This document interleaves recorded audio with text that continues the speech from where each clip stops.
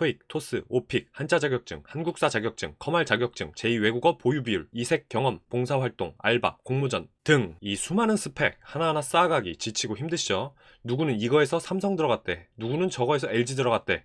여기저기서 들리는 정보 속에서 이게 진짜 스펙이 되나? 하는 의문이 들 때가 많습니다. 그래서 취업과 대학원 입시에 가장 도움이 되는 확실한 스펙 하나 딱 말씀드릴게요.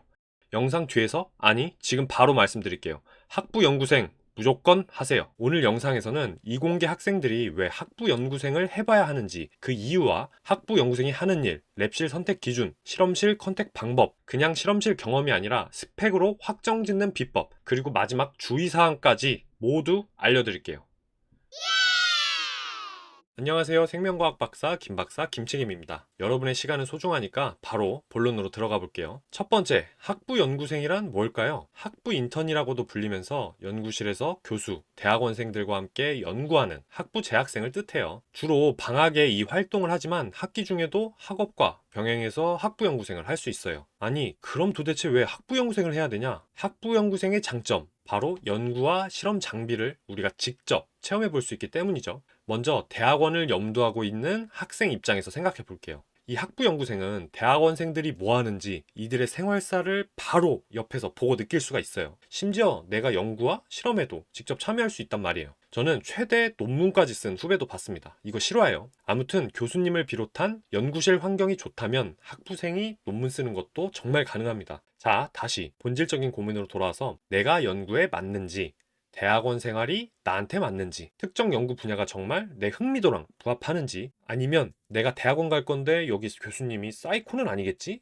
가 고민이 되고 의문이 되신다면 어떻게 하는 게 좋을까요? 당연히 이걸 미리 내가 직접 겪어보는 게 제일 좋은 방법이겠죠. 다른 사람한테 정보나 후기를 듣는 것도 좋지만 내가 직접 겪어보고 판단하는 자세가 진로뿐만 아니라 앞으로 여러분의 모든 선택에서 가장 큰 도움이 될 거예요. 그럼 김책임님, 취준생은 뭐가 좋습니까? 현장에서 쓰이는 실험과 장비를 모두 직접 체험 가능해요. 단, 모든 실험과 장비가 학부생 취직에 필요한 게 아니니까 회사의 각 직무들이 어떤 실험 기법을 필요로 하는지 먼저 조사하고 이를 충족시키는 실험실을 골라야겠죠. 예를 들어 생화학 연구실이나 천연물 추출 분석 연구실, 유기화학 연구실, 프로테오믹스 단백질 구조 연구실 등에서는 이 HPLC나 GC와 같은 장비를 루틴하게 사용합니다. 내가 이 연구실에 학부 연구생으로 들어가서 이 장비의 원리와 사용 방법을 확실하게 내 것으로 만든다면 QC 직무에 합격할 확률이 월등히 높겠죠? 왜? 나는 그 직무에서 필요로 하는 역량을 미리 쌓았으니까. 제가 취업 컨설팅 하면서 학생들에게 항상 강조하는 게 있어요. 직무 역량부터 쌓으라고. 내가 원하는 직무가 무엇인지, 어떤 일을 하는지에 대해서 확실하게 조사하고,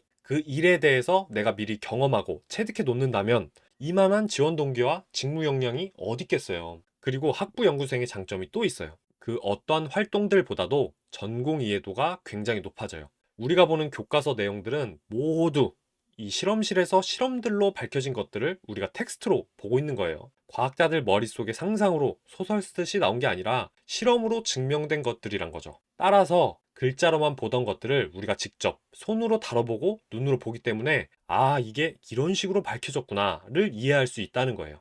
보너스 장점으로 연구실에 내 자리가 주어질 수 있고 무거운 전공책을 학교에 놓고 다닐 수 있어서 수업 들으러 다닐 때나 시험 공부할 때 아주 편합니다. 하지만 실험실에서 실험을 완전 제쳐놓고 시험 공부만 할 거면 당연히 안 되는 거 아시죠? 아무튼 학부 연구생은 이 소중한 경험들을 모두 무료로 해볼 수 있습니다. 자, 세 번째. 학부 연구생이 하는 일은 뭘까? 위에서 말씀드렸지만 직접 연구에 참여해서 실험을 배우고 더 나아가 데이터를 만들 수도 있어요. 하지만 그 전에 100이면 100, 일단 들어가자마자 그 연구실의 논문이란 것부터 접하게 될 겁니다. 내가 앉아있는 이 연구실이 뭐 하는 연구실인지 알기 위해, 또 이 연구실의 연구와 관련된 대화, 소통을 하기 위해서는 연구 분야에 대한 최소한의 백그라운드가 필요하단 말이에요. 그리고 이 모든 것을 담고 있는 것이 바로 이 연구실에서 게재한 논문입니다. 그래서 실험을 안 하는 시간에는 논문 읽는 것을 권유할 거고, 만약에 여러분이 권유를 받지 않더라도 자연스럽게 선배님 이 방 논문 좀 프린트해 주세요 라고 하셔야 돼요. 나머지 시간에는 이제 실험을 배우고 또 직접 실험을 하게 될 텐데, 여기서 열정을 보이면서 수행하는데 큰 문제가 없다면 교수님이나 대학원생이 데이터를 얻을 수 있는 실험을 시켜볼 수 있어요. 그리고 이 실험에 대해서 결과가 잘 나왔던 안 나왔던 내용을 정리해서 랩미팅 시간에 발표도 할 수 있습니다. 그리고 부가적으로 우리는 지금 공짜로 배우고 있잖아요. 간단한 실험실 청소나 팁 꽂기 같은 부수적인 일도 시킬 확률이 높은데, 오는 게 있으면 가는 게 있어야겠죠. 긍정적인 자세로 수행한다면 선배들이 뭐 하나라도 더 알려주려고 할 거예요. 네 번째,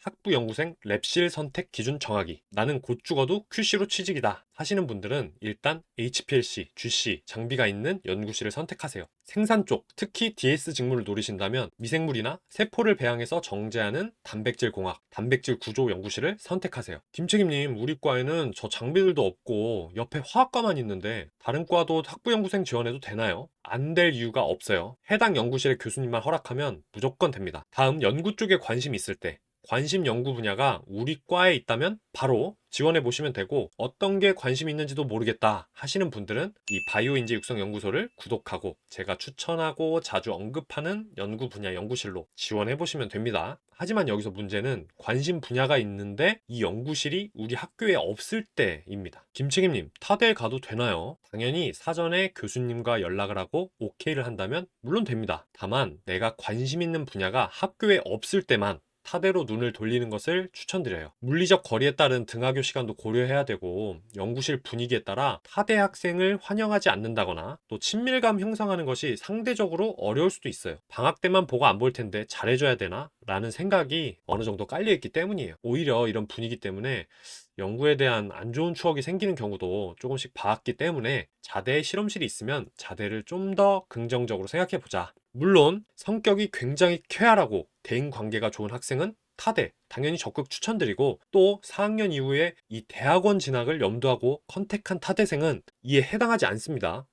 자, 그리고 학교뿐만이 아니에요. 기업에서 하는 인턴십 프로그램이나 정출연에서 가끔씩 인턴 또는 알바를 구직 포털 사이트에서 모집하니까 이 프로그램들에 대해서 자세히 알아보고 나에게 필요한 프로그램이다 라고 생각하시는 분들은 꼭 지원해 보세요. 나중에 내가 지원할 직무와 연관성이 높다면 굉장히 유리하게 작용할 수 있습니다. 저는 관심 연구 분야가 2개 이상 있다면 방학과 학기 중 포함 6개월에서 1년마다 연구실을 바꿔가면서 다양하게 체험해 보시는 것을 추천드려요. 간혹 대학원생들 사이에서 떠돌이 이미지가 각인될 수 있으니까 연구실에 들어갈 때 이런 관심 연구 분야가 있고 이 연구실에서 1년 정도만 체험해 보고 싶습니다 라고 교수님이나 대학원생들한테 사전에 꼭 말하고 들어가세요. 괜히 자기네 연구실 들어올 것처럼 하고 튀었다고 뒷담 까는 사람들이 간혹 있습니다.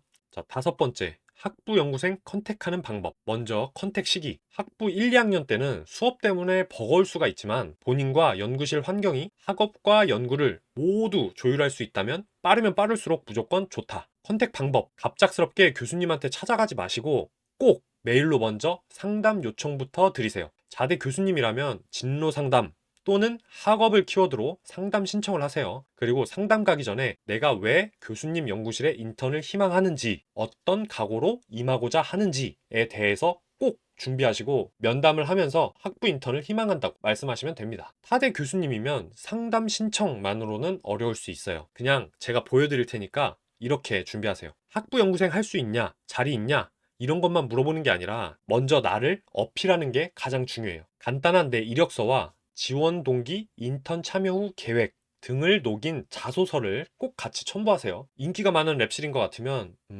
팁은 제가 다 꽂을 테니 옆에서 실험하는 구경이라도 하게 해주세요. 이런 열정을 보이는 간절한 멘트는 꿀팁입니다. 6번째, 성공적인 학부 연구생이 되는 방법. 자, 여러분, 컨택 성공해서 학부 연구생 시작됐다고 끝난 게 아니에요. 절대 방심하지 마세요. 크게 3가지 포인트 알려드릴게요. 먼저, 지정된 사수 또는 지정된 사수가 없다면 연차가 꽤 있어 보이는 선배를 타겟팅해서 이분들이 실험할 때마다 항상 옆에서 선배님 지금 무슨 실험하시는지 여쭤봐도 돼요?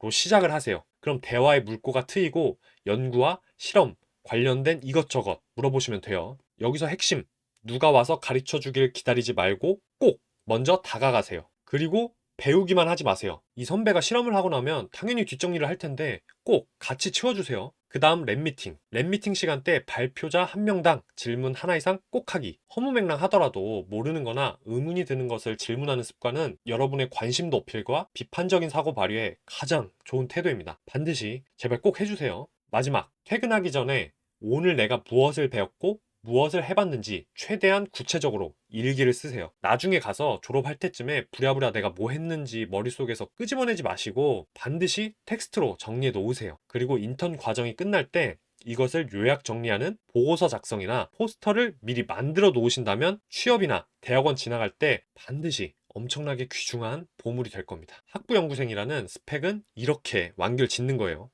일곱 번째, 마지막, 학부연구생 주의할 점. 먼저 성적 관리 꼭 하세요. 영혼의 연구실을 만나서 그 연구실에 대학원까지 확정된 거면 뭐 성적 오케이. 그렇지 않다면 수업과 성적에 크게 영향을 미치지 않을 정도까지만 활동하세요. 성적 진짜 엄청 중요해요. 시험 기간에 미친 듯이 실험시키는 연구실은 피하란 소리입니다. 두 번째, 관심 분야가 있어서 그 실험실에 갔다면 나는 이 연구하고 싶다 라고 확실하게 말하고 시작하세요. 그래야 그 연구를 하는 사수를 붙여주고 깔끔하게 내가 원하는 실험을 할 수가 있어요. 우물쭈물 거리다 관심도 없는 실험하게 되지 말라는 소리예요. 자, 그리고 교수가 아닌 석사, 박사, 과정생들이랑 딜하지 않기. 너 이 실험 결과 나오면 나중에 네 이름 논문에 실어줄게.